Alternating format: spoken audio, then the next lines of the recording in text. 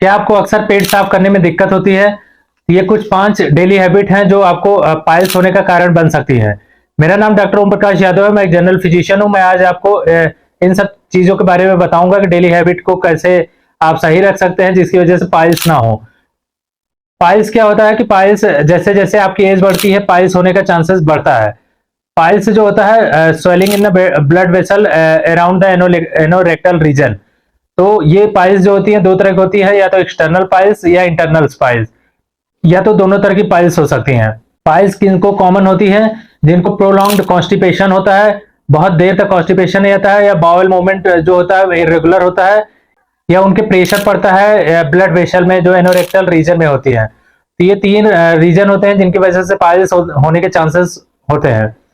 अब हम आपको बताते हैं कि कैसे आप अपनी डेली हैबिट को चेंज करके आप पाइल्स से बच सकते हैं। पाइल्स में सबसे मोस्ट इंपॉर्टेंट सिम्टम जो है वो आपको ब्लीडिंग तो होगा ही एनोरेक्टल रीजन में। दूसरा सिम्टम है आपको पेन होगा, इरिटेशन होगा, ईचिंग होगा और आपको बाउल डिस्कम्फर्ट होगा। तो ये सब सिम्टम होते हैं जो पाइल्स में देखा जा सकता है। अब हम आपको बताएंगे डेली हैबिट में क्या चेंज करना है। यदि आप हैवी वेट को लिफ्ट करते हैं तो आपको वो बंद करना होगा या आपको कम करना होगा। दूसरा है यदि आप लो फाइबर डाइट लेते हैं उसकी वजह से भी पाइल्स होने का चांसेस बढ़ता है।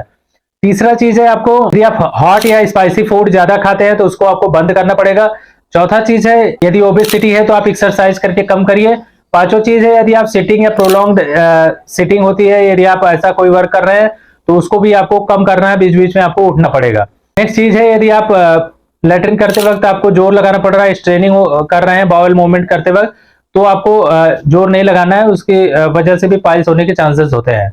पाइल्स कई रीजन से हो सकते हैं। यदि आप लो फाइबर डाइट ले रहे हैं उसकी वजह से भी, लो वाटर इंटेक ले रहे हैं उसकी वजह से भी, यदि आप वेजिटेबल नहीं खा रहे हैं उसकी वजह से भी, या होल ग्रेन नहीं खा रहे हैं उसकी वजह से भी आपको हो सकता है। तो कुछ डाइटरी टिप्स आपको देना चाहते हैं जो पाइल्स से आप बच सकते हैं। उसमें सबसे पहला चीज है आप फाइबर का इंटेक बढ़ाइए। अपने डाइट में क्या करिए, फाइबर बढ़ाइए, ग्रीन वेजिटेबल बढ़ाइए, ब्रोकली लीजिए, जिसमें फाइबर ज्यादा है वो खाना आप ज्यादा लीजिए।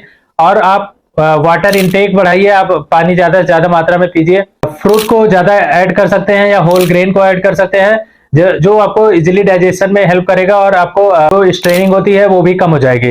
तो उससे क्या होगा कि आपको पाइल्स होने का खतरा नहीं रहेगा। जो फैटी फूड या फास्ट फूड ज्यादा लेते हैं उनको पाइल्स होने का चांसेस ज्यादा होता है।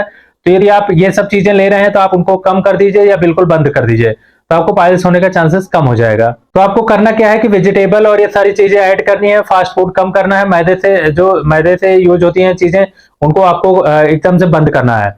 आप होम रेमेडीज में क्या कर सकते हैं, आप इसका अल्टीमेटली यदि परमानेंट इलाज, तो ये होम रेमेडीज नहीं होती हैं, इसका परमानेंट इलाज आपका सर्जिकल ट्रीटमेंट है।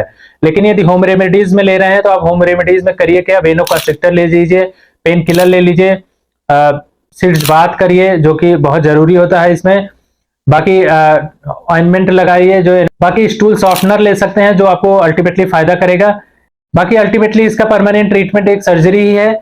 यदि आपको वीडियो यूजफुल लगी है तो आप लाइक करें, शेयर करें और चैनल को सब्सक्राइब करें।